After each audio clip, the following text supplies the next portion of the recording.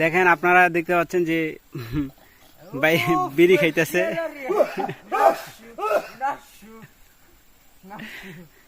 বিড়ি খাইতেছে। এখানে মালয়েশিয়া জঙ্গলে কাজ করতে আইসা গরিব হয়ে গেছে, যার কারণে বিড়ি না থাকার কারণে তারা পাতা দিয়ে বিড়ি বানিয়ে খাচ্ছে।